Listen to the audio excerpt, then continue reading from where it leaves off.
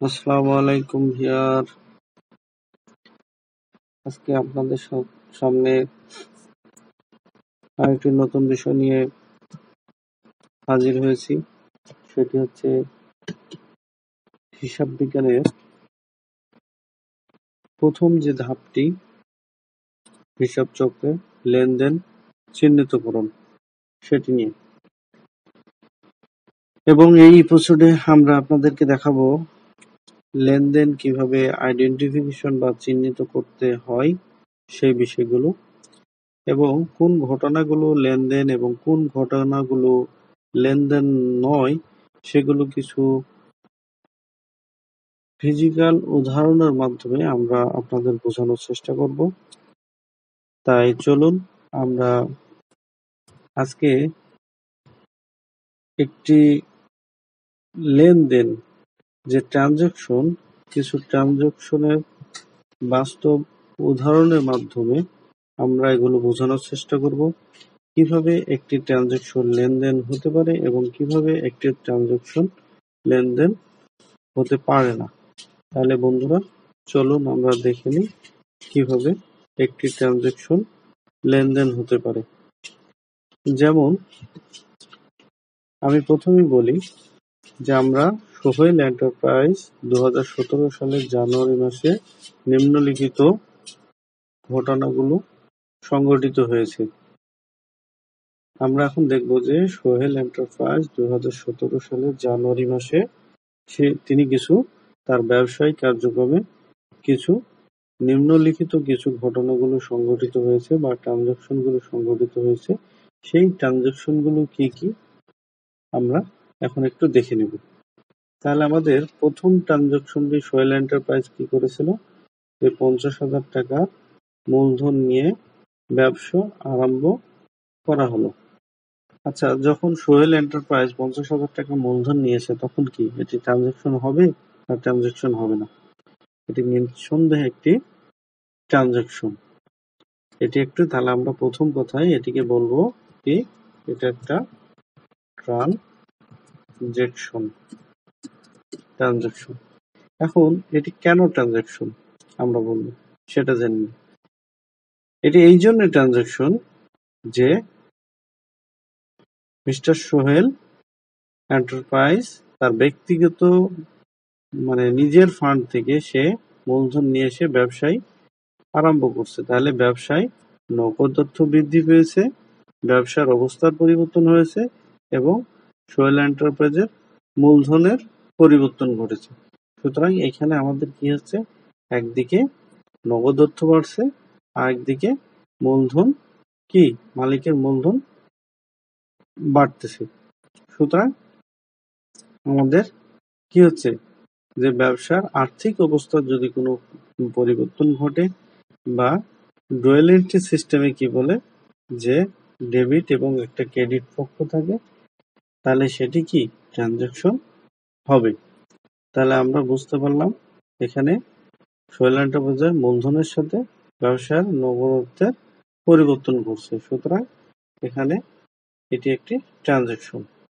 এরপরে বন্ধুরা আমরা আসি নগদে 15,000 টাকার পণ্য ক্রয়। নগদে 15,000 টাকার পণ্য ক্রয় কি?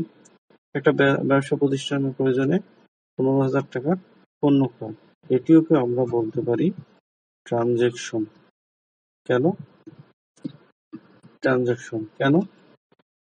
এই কারণে আমরা ট্রানজাকশন বলবো যে ব্যবসায় একদিকে নগদ অর্থের পরিবর্তন ঘটছে, নগদ অর্থ হ্রাস পেয়েছে এবং আমাদের কি যে পণ্যটা ক্রয় করছি সেই ক্রয়ের কারণে আমাদের খরচ বৃদ্ধি পেয়েছে। সুতরাং আমাদের এই ক্রয় করার ফলে যেমন একদিকে ইনভেন্টরি বাড়ে, তেমন আরেকদিকে নগদ অর্থ হ্রাস পায়। সুতরাং এটিও একটি ট্রানজাকশন বা লেনদেন। 3 নম্বর যে বিষয়টা বলছে, একজন পাওনাদারকে 10,000 টাকা পরিশোধ করা হয়েছে। এটিও কি? এটিও আমরা বলতে পারি এটিও ট্রানজাকশন। কিভাবে এটি ট্রানজাকশন? কিভাবে এটি ট্রানজাকশন? একজন পাওনাদারকে যখন আমরা 10,000 টাকা পরিশোধ করেছি তখন এটিও ব্যবসার অবস্থার পরিবর্তন ঘটেছে। আমরা যেমন একদিকে পাওনাদারকে পরিশোধ করছি, আমার নগদ অর্থ হ্রাস করছে, তার সাথে সাথে কি পাওনাদারকেও কি আমার দায় হ্রাস পেয়েছে। তার মানে আমি পাওনাদারকে টাকা দেওয়ার ফলে আমার দায় হ্রাস পেলো, তার সাথে সাথে নগদ অর্থেরও হ্রাস পেলো। বন্ধুরা, আমি মনে হয় আপনাদেরকে এই জিনিসগুলো কি বোঝাতে সক্ষম হয়েছি বা হচ্ছি। 4 নম্বর আমরা পয়েন্টে যাই। 4 নম্বর পয়েন্টটা কি? সেটা হচ্ছে 8,000 টাকার পণ্য ক্রয়ের ফরমায়েশ প্রদান। বন্ধুরা, 8,000 টাকার পণ্য ক্রয়ের ফরমায়েশ প্রদান মানে কি? আমরা 8,000 টাকা একটা পণ্য ক্রয়ের জন্য কি ফরমায়েশ দিয়েছি, মানে রিকুইজিশন বা পারচেজ অর্ডার দিয়েছি, কিন্তু আমাদের এখানে ক্রয় করা হয়নি বা এর দ্বারা আমাদের টাকা প্রদান করা হয়নি। শুধুমাত্র আমরা কি করছি? অর্ডার করেছি, যার কারণে এটা কোনো ট্রানজাকশন নয়। এর দ্বারা আর্থিক অবস্থার কোনো পরিবর্তন কি ঘটেনি। এটা ট্রানজাকশন নট ট্রানজাকশন ট্রানজাকশন এরপরে আমরা বন্ধুরা যেটা 5 নম্বর পয়েন্টটা কি বলছে? 5 নম্বর পয়েন্টটা বলছে বিজ্ঞাপন বাবদ 2,000 টাকা প্রদান। এই যে বিজ্ঞাপন বাবদ 2,000 টাকা প্রদান, এটার দ্বারা কি হচ্ছে? প্রতিষ্ঠানে একটা সুবিধা গ্রহণ করতেছে, তার মানে বিজ্ঞাপন প্রদান করতেছে, তার সাথে সাথে কি যে নগদ অর্থ হ্রাস পাচ্ছে, আমার খরচও বাড়তেছে, আবার তার সাথে সাথে নগদ টাকাও কমতেছে। সুতরাং এটি একটি কি ট্রানজাকশন। তার মানে ট্রানজাকশন হতে গেলে অবশ্যই নগদ বা অর্থের কোনো পরিবর্তন ঘটতে হবে। আর যেটা কোনো অর্থের পরিবর্তন আর্থিক পরিবর্তন ঘটে না, সেটা ট্রানজাকশন হতে পারবে না। 6 নম্বরটা কি বলতেছে? 6 নম্বরটা বলতেছে যে মিস্টার মামুনকে মাসিক 7,000 টাকা বেতনে কি ব্যবসার ম্যানেজার নিয়োগ। আচ্ছা বন্ধুরা, আপনারা বলেন যে এই যে 7,000 টাকা বেতনে আমরা ব্যবসায়ী ম্যানেজার নিয়োগ করলাম, এটা কি কোনো ট্রানজাকশন? আমি তো শুধুমাত্র মামুন সাহেবকে নিয়োগ প্রদান করছি, আমি তো বেতন প্রদান করলাম। তাহলে এটা কি হবে? এটা কোনো ট্রানজাকশন হতে পারে না। এটাও হচ্ছে নট ট্রানজাকশন। ট্রানজাকশন এরপরে কি? এরপরে 7 নম্বরটা দেখুন। 7 নম্বরটা হচ্ছে ব্যবসা হতে ব্যক্তিগত প্রয়োজনে মালিক টাকা উত্তোলন করেছে। তাহলে ব্যক্তিগত প্রয়োজনে মালিক কি করলো? 3,000 টাকা উত্তোলন করলো। এতে কি হচ্ছে? যে মালিক একদিকে টাকা উত্তোলন করতেছে, হ্যাঁ, আর একদিকে কি করছে? নগদ টাকা হ্রাস পাচ্ছে। তার মানে মালিক একদিকে টাকা উত্তোলন উইথড্র করতেছে, আর একদিকে কি করছে? আর প্রতিষ্ঠান থেকে কি হচ্ছে? প্রতিষ্ঠান থেকে নগদ অর্থ চলে যাচ্ছে। সুতরাং আমাদের এটিও কি হবে? এটিও ট্রানজাকশন হবে। বন্ধুরা, এই জিনিসগুলো আমরা আরো ডিটেলস আপনাদের আলোচনা করব যখন আমরা এগুলোকে কি করব, যখন ইকুয়েশন আকারে আমরা আপনাকে দেখাবো যে যে এইটা কিভাবে ডেবিট এবং ক্রেডিট সাইডে ইফেক্ট ফেলে। এই জিনিসগুলো আমরা আরো বিস্তারিত আলোচনা করব। এখন আসি আমার 8 নম্বর পয়েন্ট, মালিকের ব্যক্তিগত অর্থ হতে 500 টাকা চুরি। এখন দেখুন তো বন্ধুরা, মালিকের ব্যক্তিগত অর্থ, এটা কি প্রতিষ্ঠানের কোনো অর্থ? আমার এটা কিন্তু হিসাবটা দেখুন, আমার এই হিসাবটা হচ্ছে 2017 সালে সোহেল এন্টারপ্রাইজ, এটা কিন্তু একটা প্রতিষ্ঠান হিসাব। আর এখানে বললো মালিকের ব্যক্তিগত অর্থ। সুতরাং এটা মালিকের ব্যক্তিগত অর্থ, এটা কোনো প্রতিষ্ঠানের অর্থ। এখানে কোনো আর্থিক প্রতিষ্ঠানের আর্থিক পরিবর্তন ঘটতেছে না। সুতরাং এটি কোনো নট ট্রানজাকশন। ট্রানজাকশন এরপরে দেখুন আমাদের 9 নম্বর যেটা বলতেছে সেটি হচ্ছে হাশেম ব্রাদার্স হচ্ছে প্রতি মাসে 10,000 টাকা পণ্য ক্রয়ের চুক্তি সম্পাদন। আমরা কি করছি? হাশেম ব্রাদার্সের নিকট থেকে পণ্য ক্রয় করব, যার জন্য আমরা একটা কন্ট্রাক্ট বা ডিড করছি, চুক্তি সম্পাদন করছি। আমরা কি নগদ টাকা তাকে দিয়ে দিছি?